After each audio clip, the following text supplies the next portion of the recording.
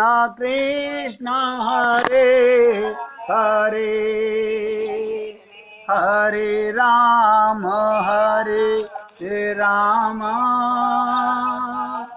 राम राम हरे हरे, हरे कृष्ण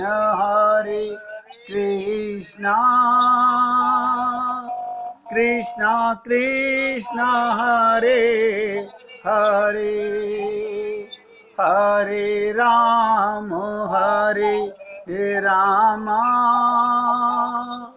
राम राम हरे हरे, हरे कृष्ण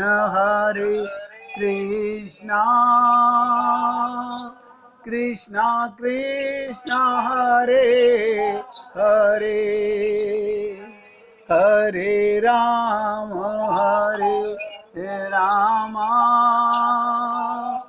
राम राम हरे हरे। सभी पुण्य आत्मा एकाग्रचित होकर सुनिएगा। पिछले 14-15 दिनों में आपके साथ चर्चा चली उस स्थूल शरीर को छोड़कर सूक्ष्म शरीर पर। मैंने आपसे निवेदन किया था कि हमारे 3 शरीर, हम शरीर नहीं हैं, एक एक शब्द पे ध्यान दीजिएगा। हमारे 3 शरीर हैं। एक स्थूल शरीर जिसका जन्म होता है और जिसकी मृत्यु होती है, ये स्थूल शरीर है। मैंने कहा एक सूक्ष्म शरीर है, ये अनंत जन्मों से दूषित है, बिगड़ा हुआ है, मायाबद्ध है। कारण इसमें रहने वाले मन, बुद्धि, चित्त और अहंकार ये सब माया के हैं। जब तक ये मन, जब तक ये बुद्धि, जब तक ये चित्त, जब तक ये अहंकार शरीर का रहेगा, ये माइक रहेगा, इसमें क्रोध, कहते हैं काम, क्रोध, लोभ तीनों आते और जाते रहेंगे। आपने देखा होगा कोई व्यक्ति ऐसा नहीं होता कि 24 घंटे क्रोधी रहता हो। 24 घंटे किसी को क्रोध नहीं आता, 24 घंटे किसी को अहंकार नहीं आता, 24 घंटे किसी को लोभ नहीं आता, 24 घंटे किसी में काम प्रबल नहीं होता। ये आते हैं जाते हैं, लेकिन जिस दिन हमको ये पता चल जाता है जब मैं चेतन, तो मेरा मन भी चेतन होना चाहिए।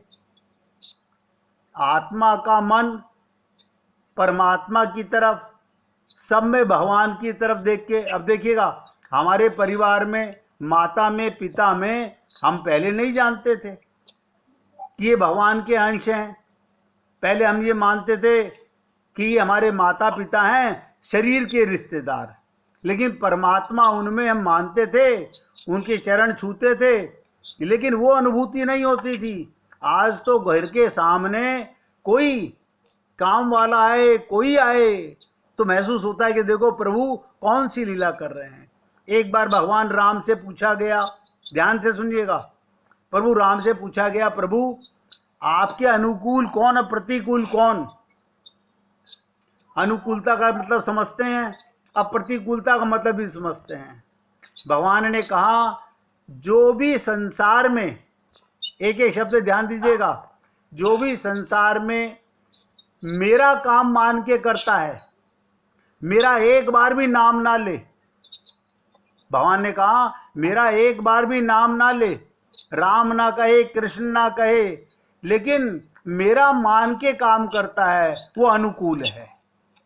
और जो मेरे विरोध में काम करता है, अपने को शरीर मान के काम करता है, अपना परिवार मान के काम करता है, वो मेरे अनुकूल नहीं, प्रतिकूल है। रावण क्या था? प्रतिकूल था। कंस क्या था? प्रतिकूल था। अब आप और हम लोग क्या हुए, उनकी तो ये क्लास हो गई, ये प्रतिकूल है, ये विरोधी हैं। अब हमारी क्या स्थिति है? हम इधर भी हैं और इधर भी हैं। ध्यान दीजिएगा, हम पूजा करने जाते हैं, पाठ करने जाते हैं, मंदिर जाते हैं, सत्संग आते हैं, तो हमारे अंदर अनुकूलता आ जाती है। लेकिन बाहर निकलते ही फिर प्रतिकूलता हो जाती है। भगवान ने कहा यही मनुष्य शरीर में सबसे बड़ी गृहस्थी आश्रम में यही परीक्षा का केंद्र है। भगवान शंकर की गृहस्थी है, भगवान शंकर की भी पत्नी है, उनके भी बच्चे हैं। आपने कल देखा जब समुद्र मंथन से विष निकला और महाविष्णु ने क्या कहा, अरे सारी दुनिया उससे भाग रही है, देवता भी भाग रहे हैं, राक्षस भी भाग रहे हैं कि जहर हमें नहीं पीना। तो भगवान शंकर को याद किया गया और भगवान शंकर को जब विष दिया गया तो भगवान ने क्या कहा, जैसे ही विष मुख में रखा राम नाम लिया। तो उनसे पूछा, अरे आप ये विष पीते हुए भी राम को क्यों जोड़ रहे हो? तो शंकर जी ने कहा, भाई विष के साथ राम को जोड़ देने से विश्राम हो जाता है। क्या मतलब? ध्यान दीजिएगा, ये हम लोगों को समझने की चीज है। हमारे जीवन में कोई भी कष्ट आए, हमारे जीवन में कोई कष्ट आए, कोई ऐसी चीज आए, अनहोनी हो जाए, विष के समान लगे, जहर के समान लगे, उसे भी क्या कहो, हे प्रभु ये तेरी लीला है। विष को भी, बीमारी को भी विष मान करके, राम का मान करके अगर ग्रहण करोगे, कभी ये मत सोचो कि पूरा जीवन मेरा आनंद में गुजरे। सुबह से शाम तक मन में कैसे कैसे भाव आते हैं, कैसे कैसे जाते हैं। तो विष को भी जिसने राम के साथ जोड़ दिया। हम देखो, धन आता है, प्रभु तेने बड़ी कृपा की। अगर दुख आता है तो भगवान को कटघरे में कर देते, तूने हमारे साथ बुरा क्यों किया। तो ये भगवान शंकर से लीला सीखनी है कि विष को भी राम का मानो, बीमारी को भी भगवान की कृपा मानो। क्यों? क्योंकि भगवान हमारे पालक हैं, हम उनके बालक हैं, वो हमारा अहित बुरा कभी नहीं चाहेंगे। ध्यान दीजिएगा, भगवान हमारा बुरा कभी नहीं चाहेंगे। उनका वीडियो कैमरा हमारे ऊपर 24 घंटे लगा हुआ है। इसलिए हम लोग जरा सा हमारे हृदय में, मन में दुख आए, तुरंत भगवान को दोष देने लगते हैं। तो ये भगवान शंकर से लीला सीखनी है। विष को भी राम के साथ, सुख तो राम का है ही। आनंद मध्य सिंधु तब बासा, तब आपको अनुभूति होने लगेगी कि हम सब कहाँ रहते हैं, परमात्मा की गोदी में रहते हैं। और देखो 24 घंटे रहते हैं। मैंने एक दिन बताया था कि रामकृष्ण परमहंस के गले में कैंसर हो गया। तो विवेकानंद जी ने कहा कि गुरुदेव आपके गले में कैंसर है, आप मैया से क्यों नहीं बोलते? बोले, अरे पागल, मेरे से ज्यादा तो उसको पता है। मैं अगर भगवान से इसकी प्रार्थना करूंगा तो इसका मतलब मैं भगवान के ऊपर विश्वास नहीं करता। इसे पूर्ण विश्वास रखो, जो हो रहा है भगवान की लीला है। हर क्रिया में भगवान की लीला अनुभव करो। धीरे धीरे रे मना, धीरे धीरे सब कुछ होए। क्यों? अनंत जन्मों का पाप कुछ समय तो लगेगा भाई। आप देखिएगा, इतने दिनों से आप सत्संग सुन रहे हैं, कुछ ना कुछ सबको लाभ अवश्य हुआ होगा। जैसे गुलाब की अगर वाटिका में जाएंगे तो खुशबू अंदर भरने लगेगी, बदबू की तरफ जाएंगे तो बदबू भरने लगेगी, माया की तरफ जाएंगे तो काम, क्रोध, लोभ आने लगेंगे। भगवान की लीलाओं में, भगवान के चिंतन में, भगवान की बातों में जाएंगे तो मन में आनंद अपने आप आने लगेगा। अगर अब किसी के मन में कोई प्रश्न हो तो पूछिए, नहीं तो फिर मैं आगे की चर्चा चालू करूंगा। किसी के मन में कोई प्रश्न नहीं है, अब आप अपना वीडियो बंद कर सकते हैं आराम से। अब ध्यान से सुनिएगा और एक एक शब्द पे ध्यान दीजिएगा भैया। गोपियां क्या कहती हैं? हे नाथ। ध्यान दो, गोपियां कहती हैं, हे नाथ, आपका परमानंद देने वाला। यानी भगवान के पास, बताइएगा, अगर कोई कहता है ना भगवान तुमने हमें ये दुख दिया। भगवान के पास दुख है ही नहीं, देगा कहां से? ये सबसे बड़ा हमारा गलत विचार है। भगवान के पास दुख नहीं है, वो आनंद स्वरूप हैं। अब धनवान व्यक्ति धन दे सकता है, गरीबी कैसे दे सकता है? वो तो हमारे कर्मों का फल है। इसलिए कहते हैं, हे नाथ, आपका परमानंद देने वाला कथा अमृत। देखिएगा, आप हम जो लीलाएं सुनते हैं, क्या कहा गोपियों ने? हे आपका परमानंद देने वाला कथा अमृत संसार में भस्म हो रहे लोगों का जीवन है। जो संसार में माया में बुरी तरह से लिप्त हो रहे हैं, उनके लिए ये अमृत के समान है। इसे कहते हैं कथा अमृत। और मैंने आप लोगों से निवेदन किया था कि जिस समय सुखदेव परमहंस राजा परीक्षित को श्रीमद् भागवत महापुराण सुनाने लगे, उसी समय इंद्र अमृत कलश लेकर के आया और उसने क्या कहा कि हे प्रभु, परीक्षित मरने से बचना चाहता है, इसको अमृत दे दीजिए और हमको कथा अमृत दे दीजिए। लेकिन सुखदेव परमहंस ने कहा, ये कथा अमृत का अधिकारी केवल मनुष्य शरीर है, देवता भी कथा अमृत के अधिकारी नहीं है। इसलिए हे पुण्य आत्माओं, ये जो रोजाना आप और हम चर्चा करते हैं, ये इसी मानव शरीर में मिल सकती है। अब देखिए, जो मीना जी ने कहा कि मुझे हवा का भी, हर चीज का, उन्होंने कहा क्रोध मुझे भी आता है, लेकिन क्रोध के बाद तुरंत ये जागृति भी आती है कि मेरी गलती है। यानी अपने रोग के साथ साथ दवा का इलाज भी, दवा की याद आना भी हमारे अंदर कोई न कोई भगवान की कृपा ही है। और ये सत्संग की ही कृपा है, ये कथाओं की कृपा है। तो उन्होंने क्या कहा, संसार में जो कथा अमृत भस्म हो रहे लोगों के लिए, यानी जो लोग अपने आप को भूल रहे हैं, माया में लिप्त हो रहे हैं,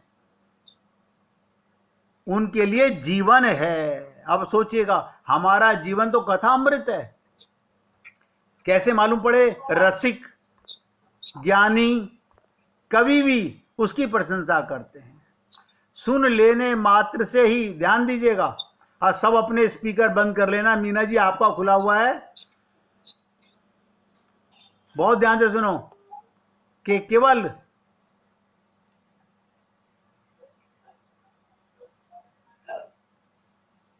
सुन लेने मात्र से ही,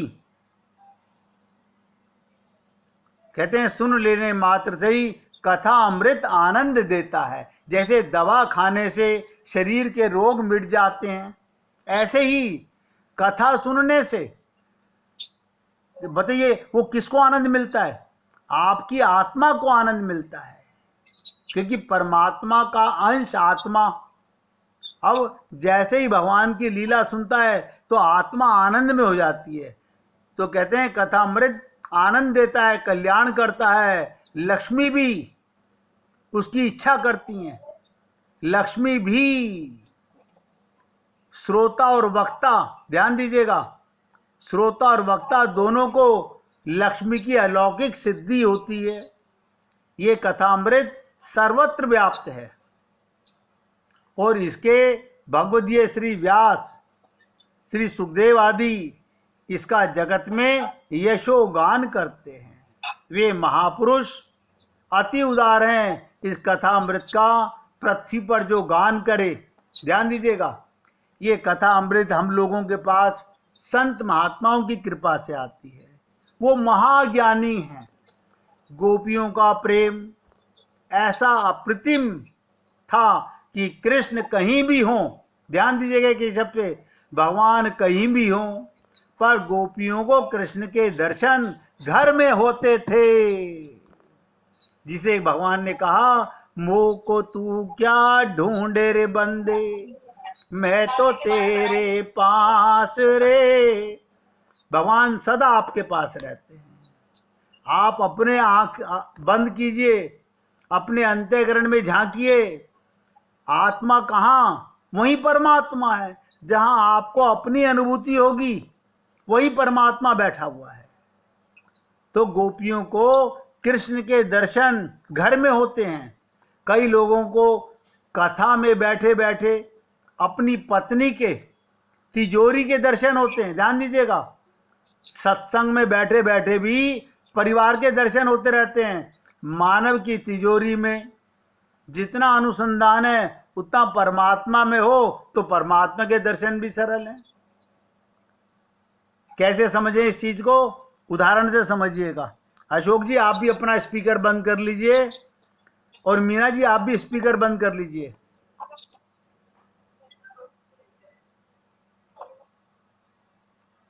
मीना जी सुना आपने? आपने स्पीकर बंद नहीं किया।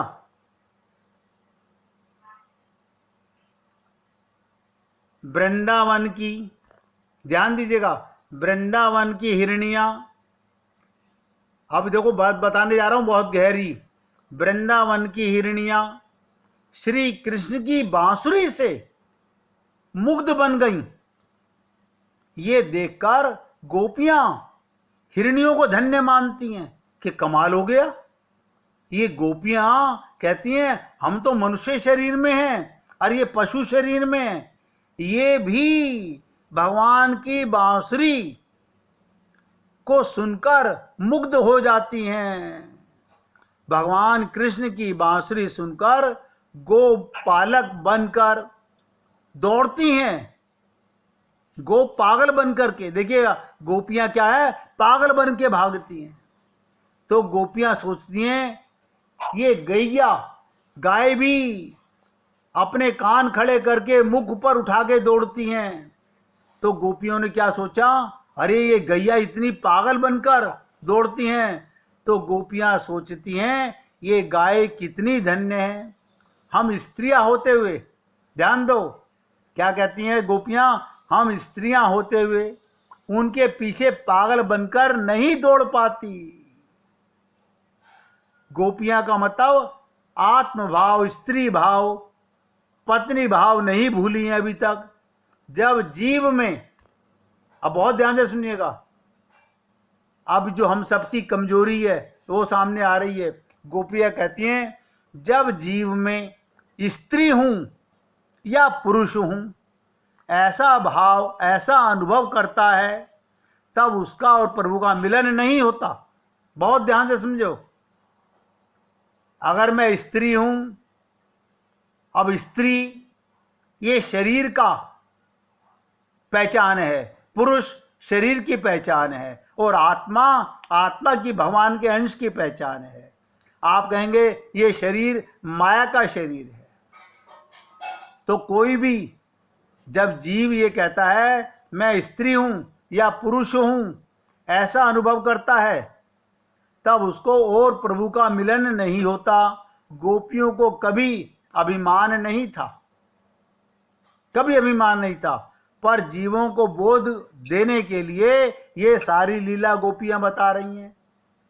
श्री कृष्ण कथा ऐसी मंगल में है, श्री कृष्ण कथा ऐसी मंगल में है कि संयोग में अधरामृत का दान कराती हैं। बताइए, ऐसी मंगल में कृष्ण कथाएं, संयोग में अगर आप भगवान की लीलाओं का कानों से श्रवण करते हैं तो क्या होता है, अधरामृत का दान कराती हैं ये लीलाएं। भगवान के अधरों से जो अमृत है वो आनंद मिलता है, और वियोग में नाम अमृत का पान कराती हैं। इस कथा अमृत का जो भक्ति भाव से पान करता है उसे सभी जगह आनंद ही आनंद दिखाई देता है कि जित देखूं तित श्याममयी है। उसके मन में वासना ना रहने से, एक एक शब्द पे ध्यान देना, जिसे सब जगह भगवान दिखाई देगा, उसके मन में वासना ना रहने से उसका मन कभी बिगड़ता नहीं। इसलिए स्वर्ग के अमृत से भी श्रेष्ठ कथा अमृत और नाम अमृत है।